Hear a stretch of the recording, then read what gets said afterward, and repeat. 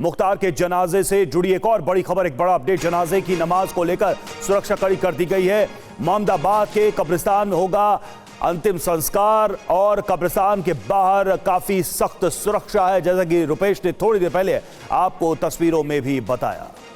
और जहां मुख्तार अंसारी को सुपुर्द खाक किया जाएगा, वहां से थोड़ी देर पहले की संवाददाता रुपेश की ये हम रिपोर्ट भी आपको दिखा रहे हैं।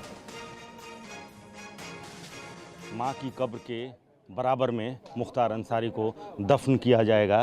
कल हमने दिखाया था जब कब्र खोदी जा रही थी, कौन लोग कब्र खोद रहे थे, कैसे कब्र खोदा जा रहा है, कहां पर सामने जो पीले रंग के कब्र जो किया गया है वहीं पर दफनाया जाना है। साथ ही एक जो उत्तर प्रदेश से लेकर के और आसपास के कई इलाकों में जो एक दहशत थी वो भी कहीं ना कहीं दफन हो जाएगी। तो आज 1 बजे यहाँ पर, लेकिन 10 बजे प्रक्रिया पूरी शुरू हो जाएगी।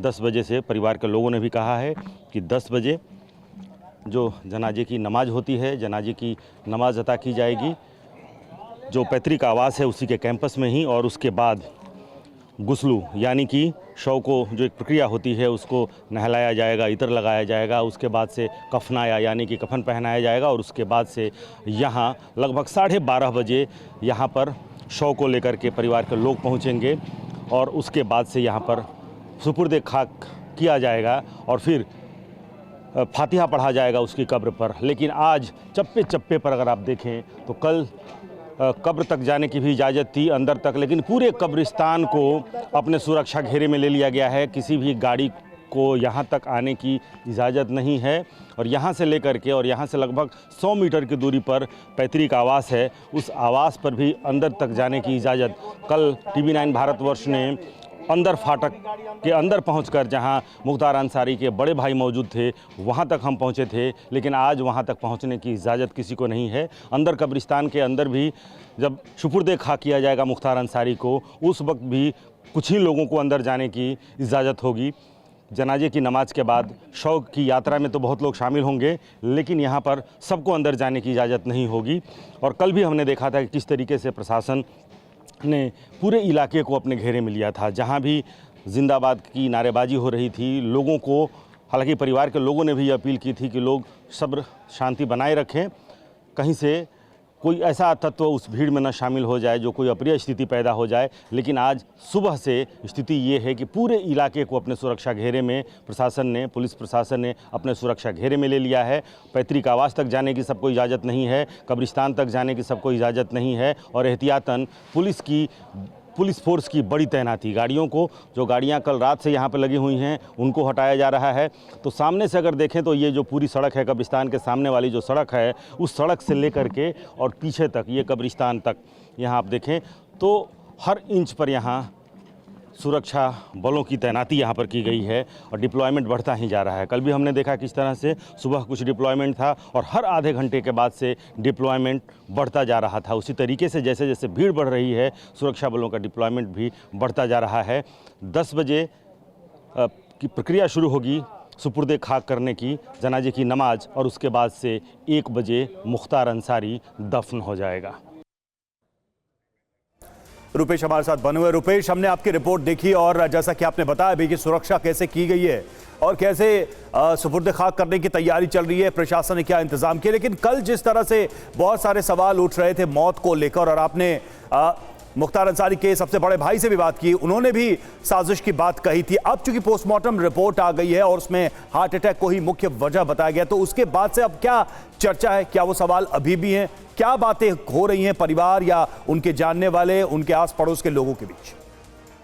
लेकिन यहाँ पर देखिए फोर्स की अंदर तैनाती कर दी गई है। हालांकि अंदर जो मुजावर हैं उन्होंने ये ऑब्जेक्शन किया है कि आप अंदर फोर्स नहीं भेज सकते हैं। हालांकि एहतियातन जो पुलिस के पदाधिकारी यहाँ पर मौजूद हैं उन्होंने अंदर हथियार के साथ फोर्स की तैनाती की गई है कि कोई भी ऐसी स्थिति पैदा होती है तो उसको कंट्रोल में किया जाए, घर से लेकर के और कब्रिस्तान के बाहर। लेकिन जब फोर्स हथियार के साथ कब्रिस्तान के अंदर जा रही थी, उस वक्त जो मुजावर हैं उन्होंने ऑब्जेक्शन किया है कि अंदर आप हथियार लेकर के पुलिस नहीं जा सकती है, ये एक सामान्य परंपरा है। लेकिन पुलिस ने एहतियातन कब्रिस्तान के अंदर पूरे अपने हथियार और लाव लश्कर के साथ अंदर तक तैनाती कर दी है। हालांकि TV9 भारतवर्ष ने अंदर जो मुजावर हैं, चूँकि हमने सुना कि वो ऑब्जेक्शन कर रहे थे, जैसे ही पुलिस का डिप्लॉयमेंट अंदर किया गया और हथियार के साथ टीयर गैस और बाकी जो ऑपरेटर्स होते हैं उसके साथ जैसे ही अंदर वो गए, मुजावर ने जो अंदर मौजूद हैं, जो कल भी मौजूद थे जब कब्र खोदा जा रहा था, उन्होंने ऑब्जेक्शन किया कि आप अंदर नहीं जा सकते हैं। एक सामान्य परंपरा है कि कब्रिस्तान के अंदर हथियार लेकर के पुलिस की मौजूदगी नहीं हो सकती है। हमने मुजावर से बात की, उन्होंने कहा कि हमने ऑब्जेक्शन किया है लेकिन पुलिस वाले नहीं माने हैं, अंदर उनकी तैनाती कर दी गई है। पुलिस वाले अंदर जो पहुंचे थे, पुलिस के अधिकारी, उन्होंने कहा कि ठीक है, हम देखते हैं आगे क्या करना है, लेकिन फिलहाल ना सिर्फ सामने की सड़क पर बल्कि कब्रिस्तान के अंदर भी सुरक्षा देख सकते हैं हम तस्वीरों में भी। आप बने रहिए, लौटेंगे आपके पास। फिलहाल बहुत बहुत शुक्रिया इस अपडेट के लिए, इस जानकारी के लिए। और अब आइए देखते हैं आधा मिनट पूरी खबर। तो मुख्तार अंसारी के अंतिम संस्कार को लेकर उनके बड़े भाई सिबगतुल्लाह ने क्या कहा, देखते हैं इस रिपोर्ट।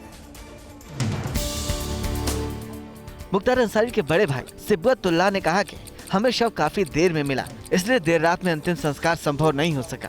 लाश काफ़ी देर से मिली, इसलिए सुबह 10 बजे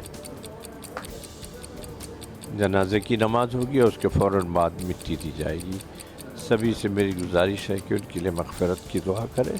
गाजीपुर में कालीबाग कब्रिस्तान में मुख्तार अंसारी के लिए 6 फुट लंबी 4 फुट चौड़ी कब्र खोद कर तैयार कर दी गई है।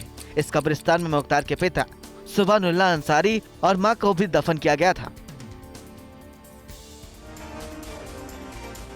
और जेल में बंद अब्बास अंसारी अपने पिता मुख्तार के जनाजे में शामिल होगा या नहीं, इस पर सस्पेंस बरकरार है। हालांकि उसे सुप्रीम कोर्ट में याचिका दाखिल कर रखी है। मुख्तार के बेटे अब्बास अंसारी ने अपने पिता के जनाजे में शामिल होने के लिए सुप्रीम कोर्ट का दरवाजा खटखटाया है। अब्बास के वकील ने सुप्रीम कोर्ट के वेकेशन ऑफिसर से संपर्क किया और कोर्ट से जल्द अपनी मांग पर सुनवाई की अपील की। हालांकि कोर्ट ने रात में सुनवाई करने से इनकार कर दिया। अब्बास अंसारी कोर्ट से पेरोल पर रिहा किए जाने की गुहार लगा चुका है।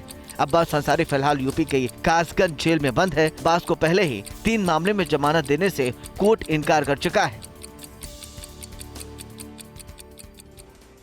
मुख्तार अंसारी की मौत पर तरह तरह के सवाल उठाए जा रहे हैं। इसे देखते हुए परिजनों की मांग पर प्रशासन ने जांच के आदेश दिए। मुख्तार अंसारी के पोस्टमार्टम की प्राइमरी रिपोर्ट में डॉक्टरों ने पोस्टमार्टम के बाद मौत की वजह को हार्ट अटैक बताया। इसी बीच बांदा डीएम की संतुष्टि पर सीजीएम ने मुख्तार की मौत के मामले की न्यायिक जांच के आदेश जारी कर दिया है। मौत के पहले माफिया मुख्तार अंसारी ने कोर्ट में वर्चुअल पेशी के दौरान खुद को धीमा जहर देने की शिकायत की थी। मुख्तार के आरोप के बाद जेल अधीक्षक ने मुख्य न्यायाधीश मजिस्ट्रेट को पत्र लिखा था। उन्होंने अपर मुख्य न्यायाधीश मजिस्ट्रेट MP MLA कोर्ट को जांच का जिम्मा देकर 1 माह में रिपोर्ट मांगी है।